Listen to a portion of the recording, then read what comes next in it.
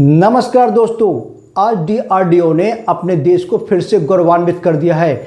DRDO मतलब defence and research development organisation ने आज उड़ीसा के कोस्टल एरिया से हाइपरसोनिक क्रूज मिसाइल का सक्सेसफुली जो टेस्ट कंप्लीट कर लिया है। इस टेस्ट के कंप्लीट होने के साथ ही भारत जो है दुनिया के उन चुनिंदा देशों में शामिल हो गया है जिनके पास हाइपरसोनिक क्रूज मिसाइल की टेक्नोलॉजी शामिल है। आप इस बात से अंदाजा लगा सकते हैं कि ये मिसाइल की टेस्टिंग इतनी खास है कि दुनिया भर में आज इस मिसाइल की टेस्टिंग की खबर जो है चर्चा का विषय बनी रही। इस मिसाइल की टेस्टिंग की खबर से जो हमारे देश के दुश्मन हैं पाकिस्तान और चाइना भी परेशान हो गए। तो आज के सेशन में हम इसी बात की चर्चा करेंगे और ये जानने की कोशिश करेंगे कि डीआरडीओ के ये कारनामा जो किया है उसकी भारत के लिए और पूरी दुनिया के लिए क्या इम्पोर्टेंस रखता है, और साथ में हम लोग हाइपरसोनिक मिसाइल टेक्नोलॉजी को भी समझेंगे। ये जो हाइपरसोनिक मिसाइल है उसकी जो मारक क्षमता है वो 1500 किलोमीटर तक है और ये परमाणु हथियारों को भी लेके जाने में सक्षम है। सबसे इम्पॉर्टेंट बात इस मिशन की ये रही है कि डीआरडीओ ने इस मिसाइल को अपने यहाँ ही डेवलप किया है, मतलब ये पूरी तरह से मेक इन इंडिया प्रोजेक्ट है। इस डेवलपमेंट के बाद मतलब इस हाइपरसोनिक मिसाइल के टेस्ट लॉन्च के साथ ही भारत दुनिया के उन चुनिंदा देशों में शामिल हो गया है जिनके पास हाइपरसोनिक मिसाइल टेक्नोलॉजी मौजूद है। अब आपके दिमाग में एक सवाल आ रहा होगा कि आखिर हाइपरसोनिक मिसाइल टेक्नोलॉजी है क्या, या हाइपरसोनिक मिसाइल काम कैसे करता है। तो सबसे पहले हम समझते हैं हाइपरसोनिक मिसाइल टेक्नोलॉजी को।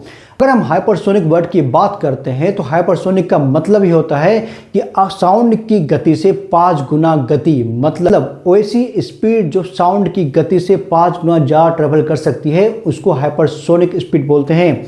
मतलब साफ है कि हाइपरसोनिक मिसाइल्स की जो मिनिमम स्पीड होगी उस साउंड की स्पीड से 5 गुना ज़्यादा होगी। इसका मतलब है हाइपरसोनिक मिसाइल्स की जो मिनिमम स्पीड होगी वो 5 मैक की होगी। भारत ने जो हाइपरसोनिक मिसाइल को लॉन्च किया है उसकी जो स्पीड है वो बताई नहीं गई है, लेकिन ये तो तय है कि इसकी मिसाइल की जो स्पीड है वो 5 मैक से ज़्यादा ही होने वाली है। हाइपरसोनिक मिसाइल की सबसे बड़ी काबिलियत होती है वो होती है उसकी स्पीड। वो इतनी तेज़ गति से ट्रेवल करती है कि किसी भी रडार की पकड़ में नहीं आती है। एक तरह से आप ये कह सकते हैं कि हाइपरसोनिक मिसाइल्स जो होती है वो स्टेल्थ टेक्नोलॉजी का इस्तेमाल करती है। दूसरी जो हाइपरसोनिक मिसाइल की खासियत होती है वो होती है उसकी मैन्यूवरेबिलिटी फैसिलिटी, मतलब वो रास्ते में ही अपने जो डायरेक्शन को चेंज कर सकती है। मैन्यूवरेबिलिटी की यही टेक्नोलॉजी इस हाइपरसोनिक मिसाइल्स को बैलिस्टिक मिसाइल्स के टेक्नोलॉजी से अलग करती है। अब आपके मन में सवाल आ रहा होगा कि हाइपरसोनिक मिसाइल्स जो होती है कितनी टाइप की होती है। तो बेसिकली हाइपरसोनिक मिसाइल्स जो होती है 2 टाइप की होती है। पहला वर्जन जो होता है उसको बोलते हैं एसजीबी, मतलब हाइपरसोनिक ग्लाइड व्हीकल्स। दूसरा वर्जन जो होता है वो होता है हाइपरसोनिक क्रूज मिसाइल, जिसका प्रक्षेपण भारत ने किया है। तो दोनों को हम बारी बारी से समझते हैं। सबसे पहले हम बात करते हैं पहले टाइप की मिसाइल्स, मतलब एचजीवी हाइपरसोनिक ग्लाइड व्हीकल्स की। ये जो हाइपरसोनिक ग्लाइड व्हीकल्स होते हैं वो ग्लाइडर की तरह मूव करते हैं। आपने ग्लाइडर तो देखा ही होगा जो एक तरह से नहीं जाते हैं, वो ऐसे ऐसे मूव करते हुए निकलते हैं।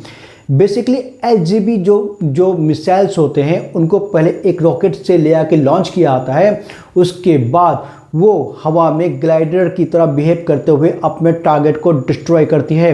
अब आप इमेजिन करो जिस मिसाइल की स्पीड जो होती है वो 5 मैक से ऊपर है और वो ग्लाइडर की तरह बिहेव करते हुए अपने टारगेट को जब हिट करने को जाती है तो किसी भी एयर डिफेंस सिस्टम को इसको ट्रैक करना बहुत ज़्यादा मुश्किल हो जाता है।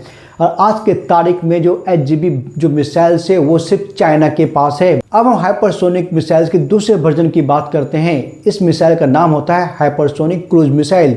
हाइपरसोनिक क्रूज मिसाइल का प्रक्षेपण भारत ने किया है। इस मिसाइल को ऑपरेट करने के लिए एयर ब्रीथिंग इंजन और स्ट्रीमजेट इंजन का उपयोग किया जाता है। इस इंजन की वजह से मिसाइल में मैन्यूवरेबिलिटी की फैसिलिटी आ जाती है, मतलब वो हवा में ही अपने रास्ते को चेंज कर सकता है। मतलब ये है कि स्ट्रीम जेट इंजन की वजह से जो मिसाइल होती है उसमें जो हवा में जो पाथ बदलने की टेक्नोलॉजी है वो आ जाती है, जैसा कि ग्लाइडर मिसाइल्स में हुआ करता है। तो इसके वजह से क्या होता है, किसी भी एयर डिफेंस सिस्टम को इसको ट्रैक करना बहुत मुश्किल हो जाता है। ये मिसाइल इतनी तेज़ गति से ट्रेवल करती है, साथ में अपनी जो हवा में जो डायरेक्शंस को चेंज करने की इनकी जो टेक्नोलॉजी होती है, उसकी वजह से किसी भी एयर डिफेंस सिस्टम को भेद कर टारगेट को हिट कर सकते हैं। अब यहाँ पे एक सवाल निकल के आता है कि आखिर हाइपरसोनिक मिसाइल के टेस्ट की जो चर्चा है वो पूरी दुनिया में क्यों हो रही है। तो इसके लिए हमें इसके फीचर्स को समझना पड़ेगा। हाइपरसोनिक मिसाइल्स जो होती है बैलिस्टिक मिसाइल से डिफरेंट होती है। जैसा कि हम सब लोग जानते हैं, बैलिस्टिक मिसाइल जो है पैराबोलिक पाथ में ट्रेवल करती है और वो एटमॉस्फेयर के ऊपर जाती है, उसके बाद वो पृथ्वी के समानांतर ट्रेवल करके फिर वापस एटमॉस्फेयर के अंदर आती है और टारगेट को हिट करती है। लेकिन यहाँ पे एक ट्विस्ट क्या होता है कि रडार बैलिस्टिक मिसाइल्स को ट्रैक कर सकती है। अब हम रडार को समझते हैं। रडार बेसिकली क्या करती है, वो अपने तरफ से रेडियो वेव्स को छोड़ती है। ये जो रेडियो वेव्स होते हैं वो एटमॉस्फेयर में जाते हैं और जो भी चीज़, जो उड़ती हुई चीज़ होती है, उनसे टकरा के वो वापस लौट के आते हैं। इसी के बेसिस पे रडार ये कंफर्म करती है कि उनके जो रेंज में कोई ना कोई पार्टिकल या ऑब्जेक्ट है जो आ रहा है और वो सिग्नल देती है कंट्रोल सेंटर को। रडार बेसिकली ऐसे ही काम करती है। इसी की तरह जब कोई मिसाइल को फायर किया जाता है तो उसके थर्मल इमेजिंग के आधार पर रडार ये तय करती है कि मिसाइल जो है उनकी तरफ आ रही है और उसके बेसिस पे ही एयर डिफेंस सिस्टम काम करता है। लेकिन जब हम हाइपरसोनिक मिसाइल्स की बात करते हैं तो वो एटमॉस्फेयर में ना जाके वो एटमॉस्फेयर के पैरेलल ट्रेवल करती है और वो काफ़ी स्पीड से काम करती है। अब आप ऐसे समझो, कभी कभी आपने देखा होगा कि घर में कैमरा लगा रहता है, लेकिन उस कैमरे के जस्ट नीचे एक ऐसा स्पॉट होता है जहाँ पे आपको वो जो रेंज है वहाँ पे कैमरा के फोटो नहीं आता है। इसको ब्लैक स्पॉट बोलते हैं। तो बेसिकली हाइपरसोनिक मिसाइल जो ऐसे ही वर्क करती है।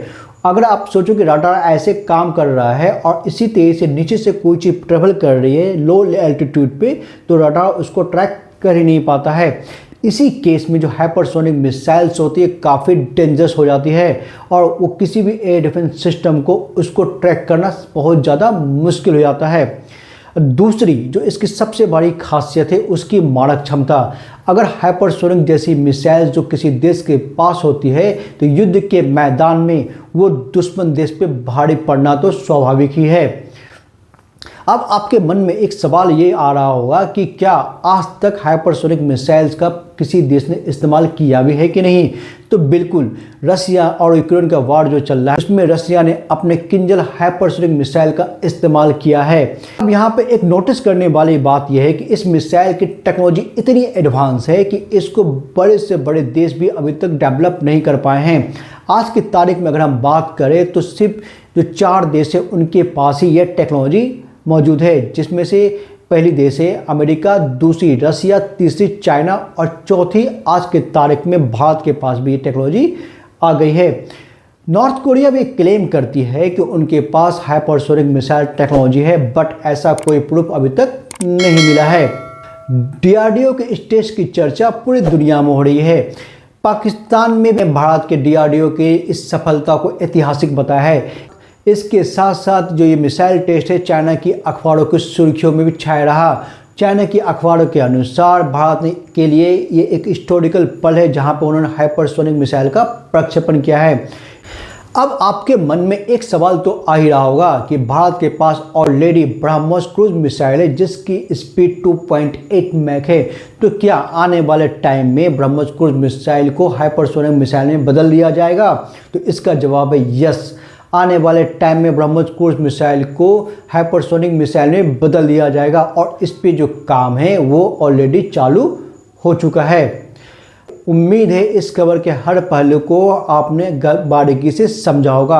अगर आपको जानकारी अच्छी लगी हो तो अपने दोस्तों के साथ साझा जरूर कीजिएगा और अगर आप चैनल पर नए हैं तो हमारे चैनल को सब्सक्राइब करना बिल्कुल भी नहीं भूलिएगा।